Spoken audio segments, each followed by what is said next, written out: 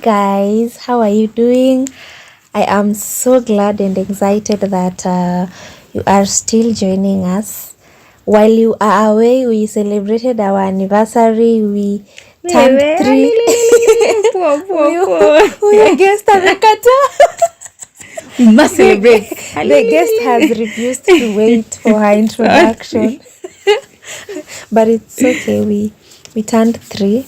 And I really want to thank you all for keeping in tune. Since I started the first introduction that I made, the first podcast I released, until this time when we are in season 13, I cannot be more grateful. Thank you for the support. We are also in YouTube. We have 2 or 3 videos there. You can go like and comment. Slowly by slowly we'll get there fully, but we pray for resources. We pray that the Lord will help us to also have equipment for the same, because right now we are using basic equipment that are available. The purpose is still met, but I know that the Lord will do something in the long run, so that we are able to also give quality and that you're able to see our faces. Yeah. So welcome to the new season. My name is Lillian Favor. This is the Touching Lives podcast. We are talking about family dynamics, and I have a guest. I have just been telling her how heavy this season is and how I feel like pushing it again to June. I have pushed this season since November because of how heavy this matter is. But I believe there's a reason for this season, and there's a reason as to why we have to talk about this. So our guest, the last time we checked in this podcast, she said tusimuite daktari. Ngoje tu nitaambia. Ngoje. I will let you right know. Now let me call her final year student. Final year medical student. By now you have already known who she is, Sasa. But her name is Sharon Wawera, daktari. Yes. Hata ukikataa. Ngoja nitawaambia. Kuna deal na ngoja ivane. We are going to talk about the dynamics in families. Families are different. This is what we are going to talk about today, how families are different. So karibu sana Sharon. Thank you for having me. Kuna chai ya mgeni ama maji? Chai nayo. Sasa labda hata uja plug match. Guys, huku kwa hii podcast wageni hawapeangu chai. So naomba mnunue t-shirt na kofia na notebook na mug. Ni at least nikikuja hapa tena niekewe chai. It is getting pressure creases. But anyway, I forgot. Plug match. We have merchandise, various merchandise, and I will mention them by their names. These people have melted my heart. Kimani, you have bought merchandise all the way from Nakuru. Aki. I had to parcel it. Aki, that really melted my heart. You bought a t-shirt, you bought a cape, you bought a notebook. Men, that is love. That is love. I know wherever he is, he puts it on. There's another friend of mine called Masharia. He also puts on his cape all around wherever he moves. And I really feel nice. Just to mention, but those ones, because now, those are the ones for now. But I pray that all of us, wherever we are, tuvae Touching Lives. Tuvae hata bas wristband. Yako iko wapi? Ni sawa after this. Guys. Sawa. Promise. But anyway, it will go a long way. I am saving up for a microphone. Yeah, so Haba and Haba. Hujaza kibaba. Yeah, at least mwalimu wa Kiswahili leo. Ana feel vizuri. After tumetoka kusema vitu za praying with you, me proceeds to say praying. Sorry. I will get much. But anyway, thank you for that reminder. It is good to have people who remind you something. This is us trying to dodge the main topic. Yes, to because of introduce how topic 5 heavy minutes. it is. You have by now you have seen how heavy the matter is. Okay. It is very heavy. That is why we are running away. But now, because it is the Lord, here we are talking about how families are different. How have you been? Mimi niko poa.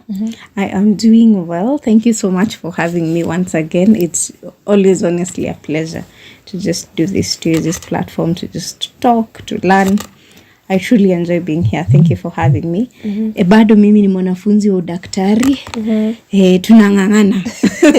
Ng'ang'ana. Sasa unaona venye mimi nakuita daktari. Sijui nitaita nani usipo nini. Ng'ang'ana. Tunang'ang'ana. Mnieke tuko maombi. How it feels when you're in a vehicle. Daktari. Wakili. Yes. Please. Ng'ang'ana tu. Yeah, but I'm glad you're fine. Families are different. Yes. There are families that their structure is different. There are families that are wanasema, you know, in primary walisema there are three different types ama ni 4. Tebu tuambie. Father, mother and children. Then there is a single parent and children. Kuna ya extended family na kuna children too. At least my social studies teacher is proud of me. But families are different. Like the structure is different with different families. There are families that are wako wengi. Tuseme large. Ni large family ama ni large. No, I should not go there. Kizungu sasa. Large families. Kuna wenye ni mtoto ni moja. Then there are other families. Watoto there are 12, 10, 9, 7, 5, 4. Jua 4 pia inaweza kuwa ni mingi. Depending na place. There are families where their culture is different. How they do things is different. I was reading somewhere there are families that they are used to hugging. They can hug na kuna wenye tusiniguze because I feel I'm cringe because I'm not used to touch. And then there are families they bond through cooking, through they know vacations, Then there are others they no vacation. Yeah. Christmas geshagi. The vacation is Oshago, sio ati Maldives, Dubai, nothing. It's nothing like that. And all these experiences, they shape us, how we do life, how we even interact with people around us. Maybe you could, enlighten us on more, because these are just some of the examples on how families are different. Maybe there could be more. Nimetaja tu vitu physical. Watu I'm very materialistic. Materialistic at this point. Anyway, I get what you're saying. So when I look at families, it's what you're saying is true. Different families will be totally different. There is no two families that are the same. Actually, not even two. There is no two children that are raised by the same parent. They might be the same parent by name, but based on even the season your parents were in when you're being born, it's a whole different human being, or the position your parents were in when you're being born, the challenges that came into your family at that time, they totally move how you reflect life. And so different families will look different. Different situations will look different in different families. And so the thing with families is that it's a group of individuals, sometimes with totally different personalities. And when you look at, I am born again, so most of my reflection comes from just thinking about the Lord. So when you look at the Lord and how he ordained family, is that from the first marriage, Adam and Eve, the Lord said it is not good to be alone. So the essence of family was that it would be people that do life together. Number one. And then number two, so those were parents, and then he tells them to raise a godly generation, a godly offspring. So the goal of family is to just grow together, do life together, but also raise each other in the ways of Christ. So be able to point each other in the ways of Christ. So when you look at how family was ordained, it was from that angle.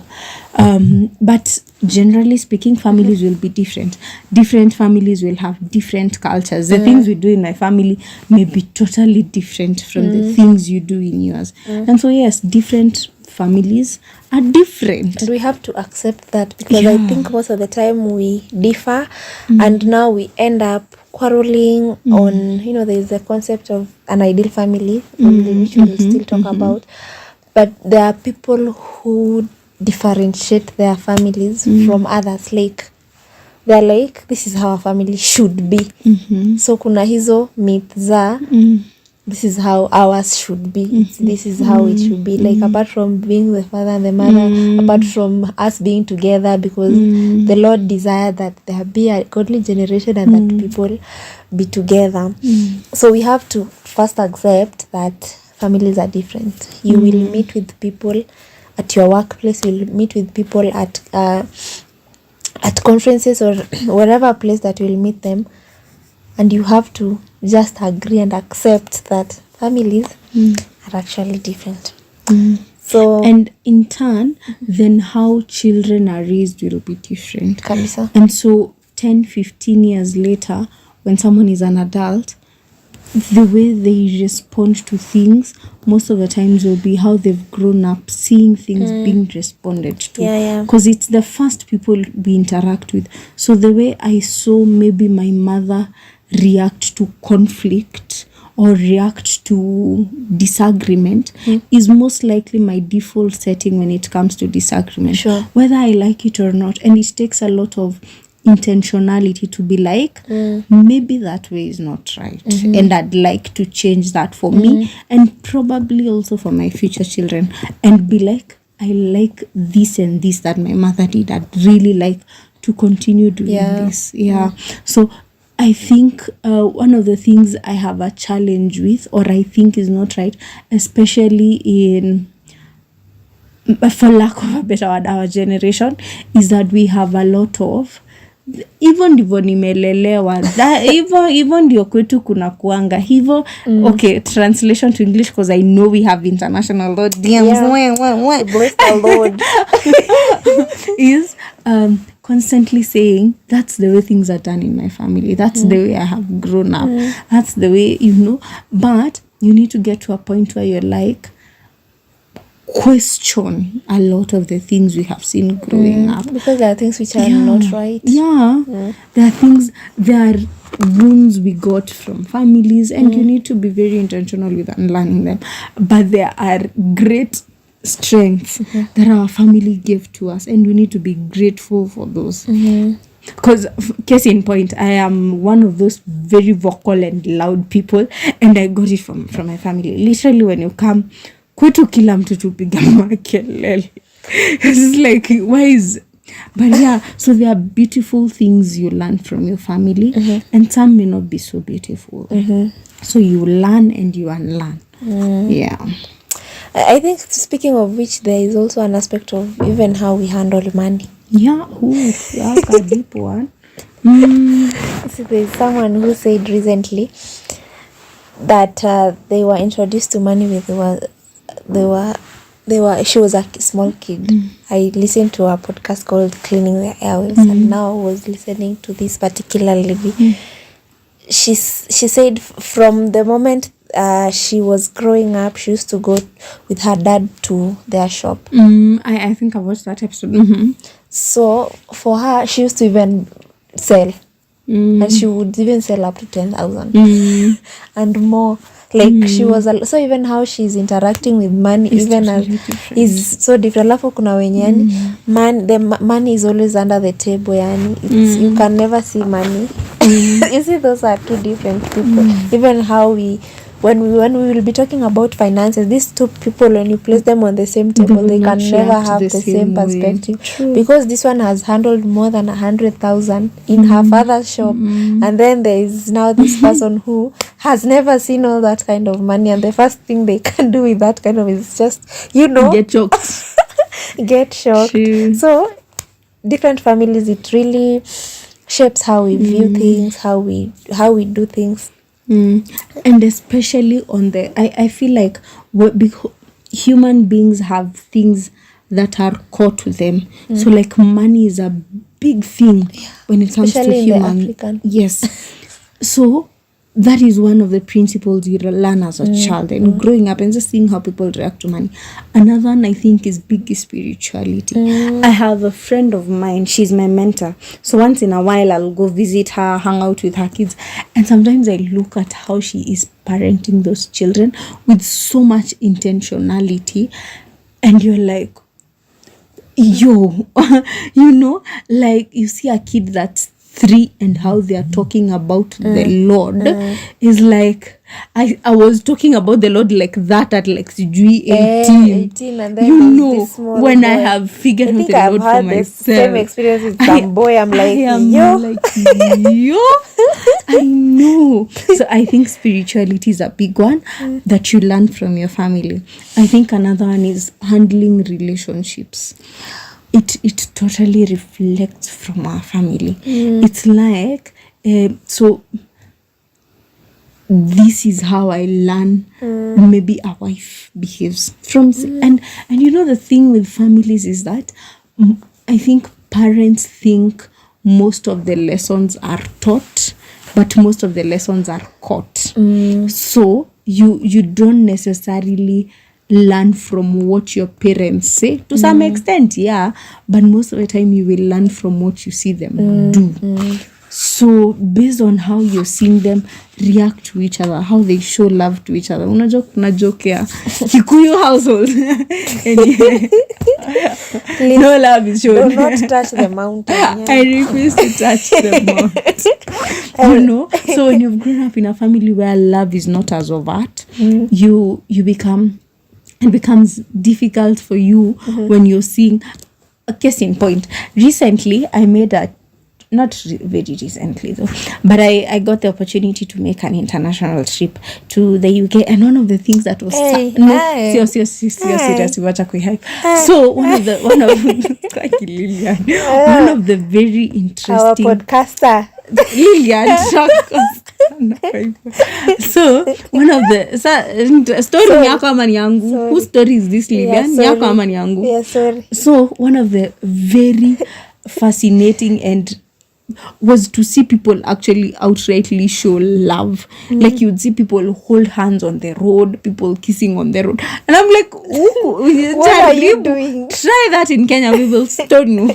But it's because that's what they've grown up seeing, that's what they've been raised doing, and it doesn't look bad. People from the mountain can tell you they can count the number of times maybe they have seen their parents even hold hands. Why are you touching the mountain? Kissing. I'm like, yo. So you say when you come from a point where that's how you've seen love in your family, it needs to take a lot of intentionality for you to unlearn and for you to have a lot of intentionality, because one of the things I like about my friends is that we have a conviction that there are certain ties that or certain things that end with us. Like it ends with us not intentionally raising Christian. Yani a godly generation needs to come from us. It ends with us not having money conversation with children. Like from when they can understand in it and bob in your hand, we need to start having serious money conversations. Because I think maybe the money conversations we used to have in our home is, and money does not grow on trees. And I'm like, yo, that's as much as it went. So there are things you need to be intentional and be like, I didn't see this in my family. I need to be able to raise my children like that. So because families are like that. You came from one and hopefully you will be part of another soon by choice. So yeah. Yeah, you have felt like you have tackled what. Hata sikumbuki swali ilikuwa nini lakini but we are still on the dynamics of that. Families are actually different and how we also and I think there's a friend of mine whom we were conversing recently. You may relate. And just on matters money, and they were telling me for her she sits down with her parents. Why do I feel targeted by this statement? And they calculate how much money am I using per week. I do not know if you, my dear listener, you can also do that. Of course, for those who are still in school, can you do that with your, like you sit down and calculate and be like, by there I will need 15,000. This particular week I will need 15,000, but next week I will need 1,000. Okay, naomba nikatai kuitwa a friend of mine, please. Nakwambia hizi podcast hivi ndio stories zinaambia nanga a friend of mine. The friend is seated next to you. So you see, my main point is there are times you may interact with your people. There's also a meme I saw. At what point did you know that your friend comes from a rich family? Podcast yako jamani. No, it's a meme. Utafanya no, it's a meme. It's a meme. Like there are days you would sit down and have conversation, or you would also listen or hear from other people, and you ask yourself, kwani am I from a poor family? Because of how different families are. Maybe like us, you guys don't own a vehicle, and then Sharon akwambia ati alidrive gari ya babake. No, ile ya saia. So we were in a certain meeting with Lillian like a few minutes ago, and the speaker said she is waiting for the husband because they have one car and their children were using the other car. And in my head I was like, naomba nishukishe. Before my father trusts me this with his own vehicle, lazima niko nimemconvince. Actually tulipeana glance, we are like, have you heard that? Umesikia kweli? Watu wanapewa magari na wazazi wao. But you see now such situations and you would ask yourself questions. And there are people who will listen to this conversation and they're like, why is that surprising? Mbona hiyo inawako? Amna gari na mimi nilipewa yangu jana kama birthday. Sijui ni plug birthday yangu ina come up soon guys.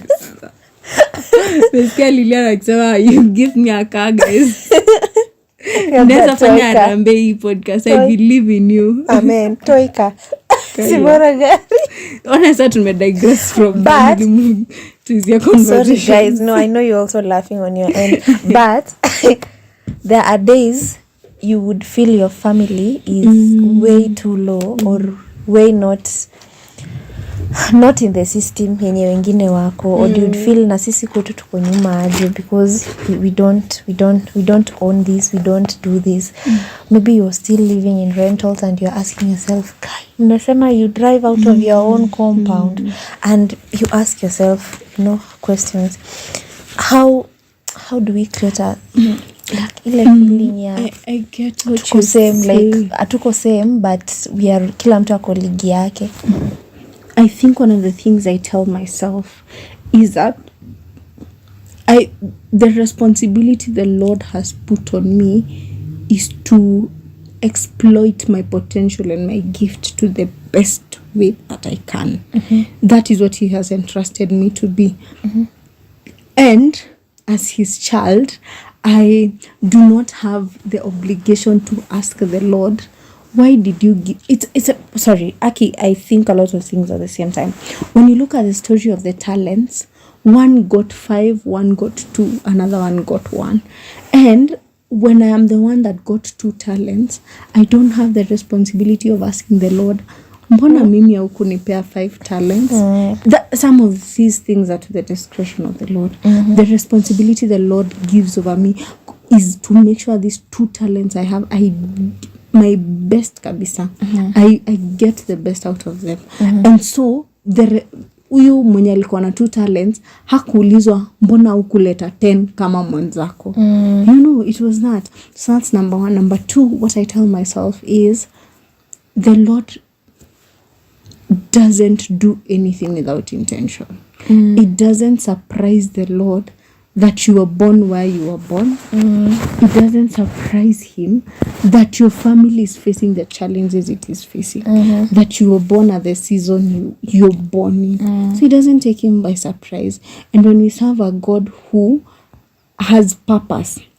Another case in point, when you look at the story of Moses, manze, Moses alizaliwa na normal Israelites, you know, and he was born at a point where children are being killed, and the Lord spares his life.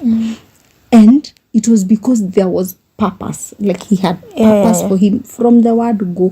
Ukiangalia vitu, the whole journey of Moses, you see the purpose of the Lord all the way through, from making him grow up in Pharaoh's house, for him to learn leadership, for him to learn even arithmetic, to learn languages, like Ali grew up kama prince, and then he had to go to the desert for 40 years and take care of sheep.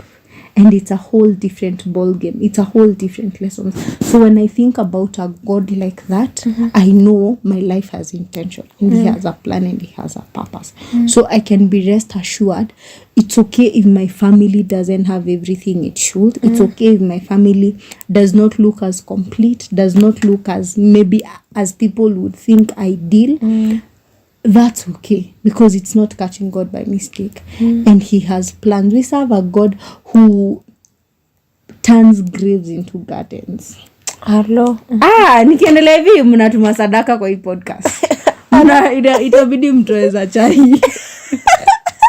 Liliana Jennifer. You know, but yeah, that's the kind of God we serve. So I have contentment knowing that I am at the right place.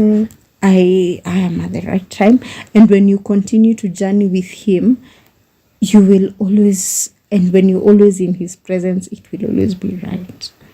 So yeah, I think that's what I tell myself when it comes to things being ideal or not. I think that is really deep when you have actually illustrated with the parable of talents, because most of us, I think, we fall into the pit of, comparison. And we want to really be like, we are jealous. Sometimes we are jealous because, my family is not able to do that. Why is your family able to do that? And, the fact that you have said being content and knowing that we still have a purpose and we have a role to play, that I have been given this is the family that I've been brought up in. This is what I'm supposed to do. If it is to push then into the family to the next level to where I think he should be, then so be it. So, well, I think that is really something. If you have not noted that, you need to replay. Don't ever feel like you're in the wrong place. And sometimes, I serve. I am a medical student. So sometimes you'll find people who got an unplanned pregnancy, or you've been born in a family and maybe your mom didn't plan to have you, or the dynamics are not dynamicing. Kizungu ni yangu ama ni yako? Whose English are we using here in this podcast? Okay, 6 years, okay. Dynamic, azingiani. Remind yourself that you're not an accident. It didn't catch the Lord by surprise that you're born. Actually, tell most of my friends, the Lord is not like, kamezaliwa guy. Sasa tutadu. God is, God doesn't do that. We serve a God that formed us in our mother's womb, that knew us before we were born. He ordained our steps. So the goal is to just find him, know him, walk with him. So when we have said that families are different, we have said tujikubali.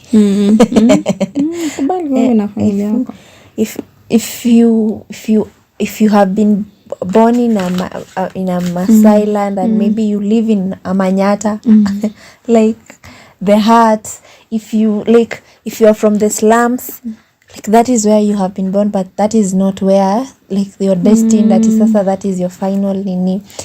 How do we then create a safe space for the different people? You see, Sharon, if you watch videos on TikTok, if you're on TikTok or on Instagram about, you know, these people who are in Strathmore, you see for Kisii where we are, you might not really see a the big difference until true ukue sasa uko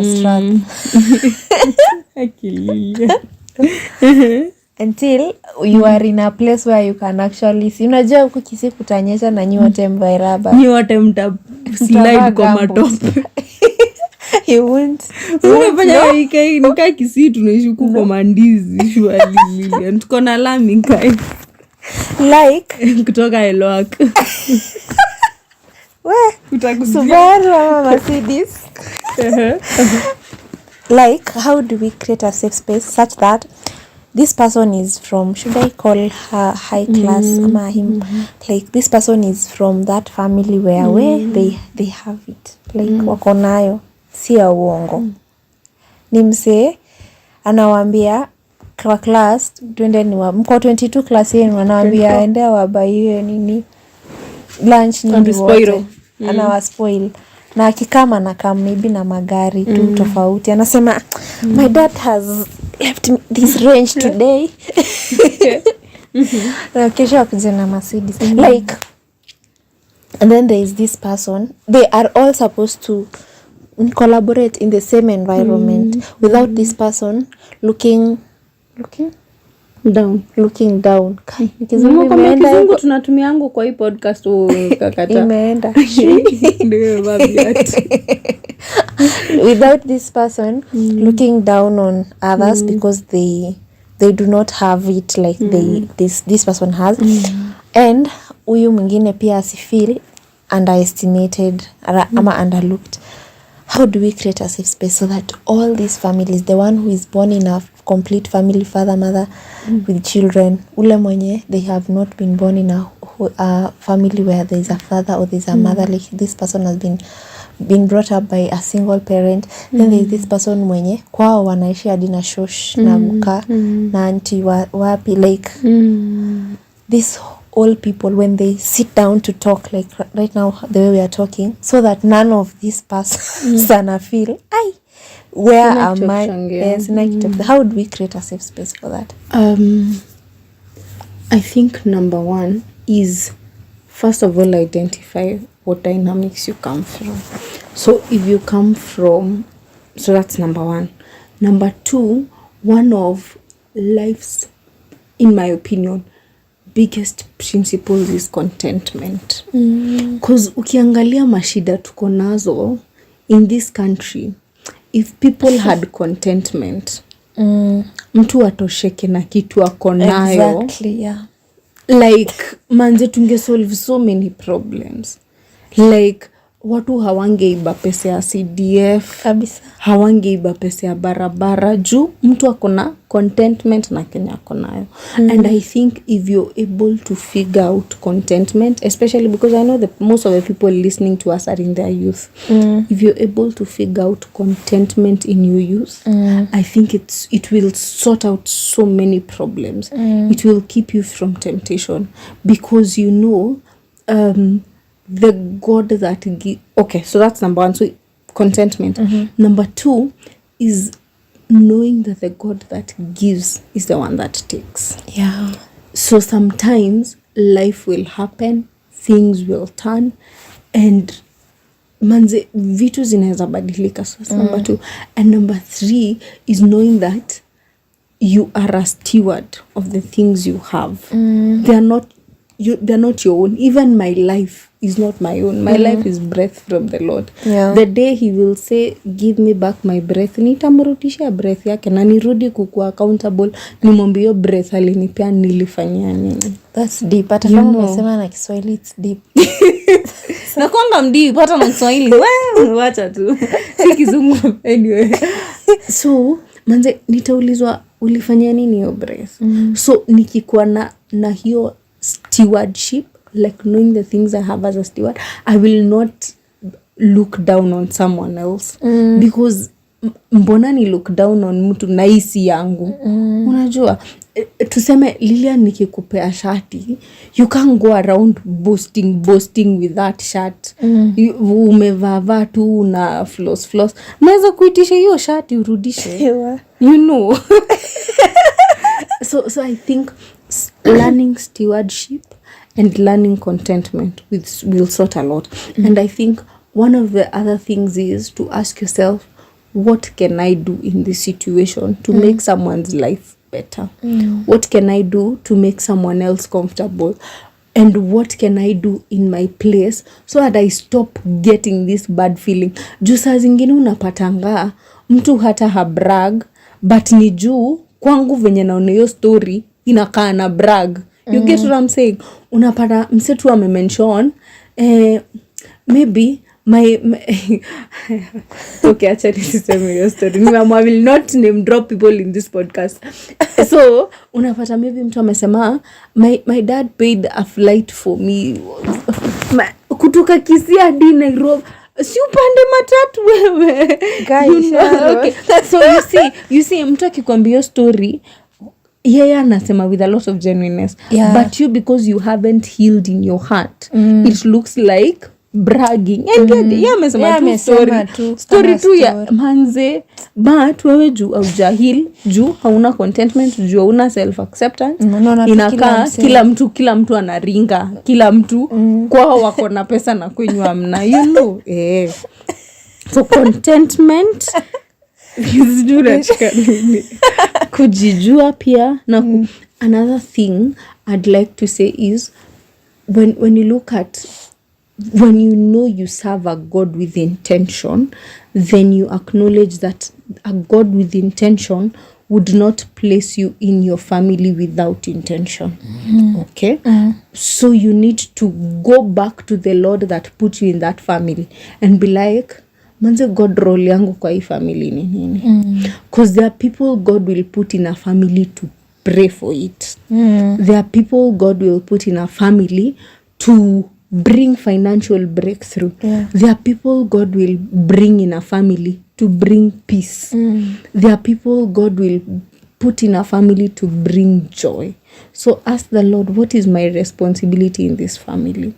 And keep doing it. So there's that level of responsibility that the Lord particularly gives, but there is also other level of responsibilities that are required that are a biblical principle. For example, when the Lord says children have a biblical principle to obey their parents, when Paul tells Timothy that you have a responsibility to take care of your family. So if your family is having troubles and you have the ability to help them and you don't, you have failed first. So hizo ni biblical principles. There is biblical, especially because we're in our age where we are transitioning, people are getting married, having children, yara. So you have a responsibility to raise a godly generation. You have a responsibility to parent with intentionality, to not carry the baggage from your family down to your children. So you need to ask yourself, what baggage am I coming with before you start another family? What things did I see in my family that wounded me? How do I heal these wounds? What things in my family really brought joy, and how am I able to multiply that joy down to my children and carry that joy? Yes. Naona umefungua hadi nini, the word of God. Aya, sikukuja kucheza kwa hii It didn't come podcast. to play. Chai tu ndiye alininyima. Guys, Mmesema you guys are buying merchandise. Buy merchandise ndio next time When akwe you na buy, chai manzi. even if you don't want to buy merchandise, you can actually support. You see, when we have such podcasts, sometimes there are guests, you need to buy them some drink, but sometimes mwezi is at the corner. But anyway, there's the place the Bible says, but godliness with contentment is of great gain. I think it was titles. Colossians, I'm not very sure. But there's But I get the verse. I know the contentment is of great Contentment is a big one. And so even as we come to a close in this podcast, there is no like an ideal family, because God has placed us in different families for a very different purpose, as our guest has told us. And with all this, it is so clear that we are all to accept that actually families are different.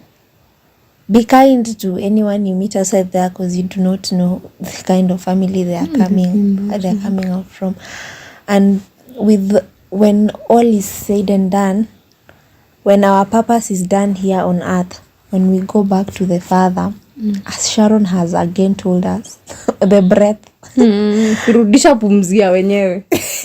The owner of the breath will have us accountable. So in your family, what is your purpose? Before you say, this is my family, this is blah blah blah and other short stories, what role are you what role are you playing in that family? So you can sit down and evaluate the way you have said, I have discovered this is how my family is, this is the structure of my family, these are the weaknesses, these are the things I would not want to pass down to my kids, but these are the good things that my family does that I want to carry on. Sharon, there's something you ever mentioned about your mother raising you up to be like an African woman. You want me to tell us? Okay. Yeah, because I felt that is really nice. That was really intentional of your mother. But for you, but like someone can actually learn from that, because you see, for you might be like, I would want to raise my daughter like that as an African, because hey, as Gen Zs, I'm afraid the African culture might fade. Quickly fading. Because when I'm looking at the Gen Alphas, sorrows and prayers. There's something else I wanted to say. Okay, nitakumbuka tu with time. Yes, sorry. I have a mentor of mine that says her first mission is to her nuclear family. And when I think about that, I'm like, yo. So when I go to... See, we've said one day we will stand before Jesus and we will answer for the breath. So when I am answering for the breath, it will be very sad that I went for missions, we won souls for the Lord, and I didn't win souls in my family. So I had karibu drop hapa miaka yangu. So I had such a number of years with my family, and I didn't tell them about this Jesus.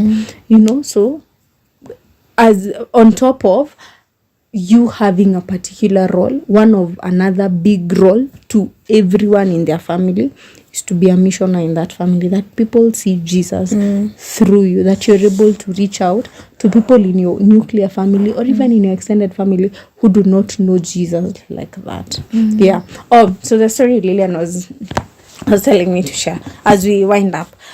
So I have grown up in... Kwetu tuko wanne. There's my mother, my father, and my big brother and I. Big family. Si tuko wanne. Yeah.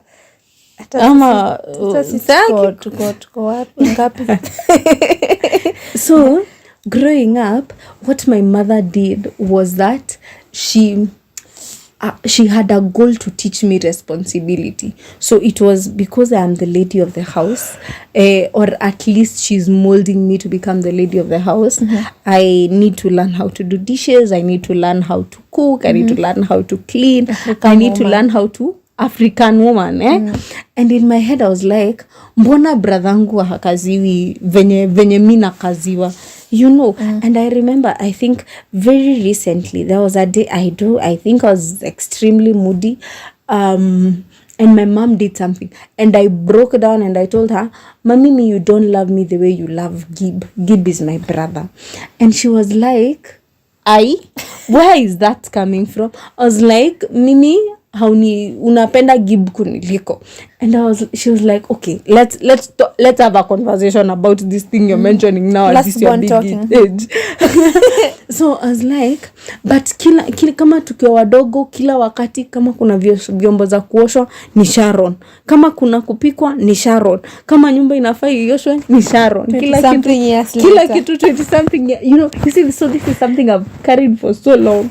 Yani, so she's like, why at your side unasema, you know? And I'm like, kila kitu ni Sharon. And she actually genuinely looked at me and said, I am so sorry if that looked like hate to you, because to her it was her way of showing love. To her, she was raising an African woman the way she knows an African woman is raised. And it's the thing with our parents, we don't handle them with a lot of grace. And we forget that, number one, they parent, at least most of them, a big chunk will parent the best way they think they should parent, and they will parent the way they saw parenting being done. And so to my mother, parenting looked like, I need to raise a responsible woman from this child. But I'm like, for Pete's sake, I am 15. Mi nataka niende nicheze bano uko na bradhangu. Mbona naambiwa, you know, nioshe vyombo ama nikuwe responsible. Zile za msichana afanyangi hivyo, msichana anafaa. I was like, bradhangu uko anapanda miti, mi nataka nimfuate uko na msichana afanyangi. So in my head, that looked like my mother being picking favorites. But it was, to her, that's how you raise an African woman. And when we had that conversation, by the way, with my mom, it made me look at it from, okay, so this is where she's coming from, and it's okay. So it's not she doesn't like me, it is she's parenting the best way she knows how to, and I need to give her grace for that. And I think it was a reminder for me that being a parent doesn't mean you're perfect. Being a parent means you're learning too. And so we need to give them that level of grace at least. Yes. I think there's one person, one of my great friends also says, owning an oven does not make you a baker. So, you know, owning a child most of the time does not mean you're the best parent. So our parents are trying, my guys. They are trying to parent the best way they know how to. We will not add more. And sometimes, especially with firstborns, me proceeds to add more. After you've said we will not add more. Especially sometimes with firstborns, it is, they're trying to figure it out. At least maybe by the time nizaliwe, walikuwa experiment a few things with my brother. Wakasema hii haifanyiwa, hawatifanya hiyo, you know. Yeah. So guys, nuna hapo kwa firstborns. Queen hapo. Atakuja na firstborn. Firstborns. To all firstborns, we got you covered. Middle children. Na wale wa mwisho ndio msilie, ndio msilie ati mkutufanyia. I don't want cases. But anyway, thank you so much guys for listening in, and we really hope. Sharon, thank you so much. Your content has I'm like, this person really researched really a content. Nema. Wisdom from the Lord. We bless the Lord. Thank you. But anyway, thank you so much for reserving. We are doing this at night, by the way, guys. Ingekuwa video ngona macho za lile menye ziko za red. Man, adulting chronic. When the year comes, msichana bado anaendelea kuongea. But anyway, adulting, as the year progresses, we will be talking about adulting friendships, adulting chronicles. Hey, life as an adult. But anyway, keep praying. Naomba kushukishwa hapo kwa adults. Ama mnipe glucose. Glucose nayo mwendo bado hujaumaliza. We still journey on. But anyway, thank you so much guys. I hope this has been, I have also been impacted. So if you have not, I really wonder, you should replay. Sasa anzisha sasa anza upya. Sasa ukiwa serious na kanoti ya touching lives ndio make notes. Ukisikiza every episode unaandika episode 1. This is what I learned. Yes. Because I believe there is something you also. These people do researches. Yani someone cannot burn the midnight oil. Finally have used the statement. Someone cannot burn high school ndio umetumia hiyo burn the midnight. Tunafaa tumalize podcast. Unajua tutaacha kuongea. But anyway, guys, see you I'm an next time. extrovert on this podcast, so Bye. bye.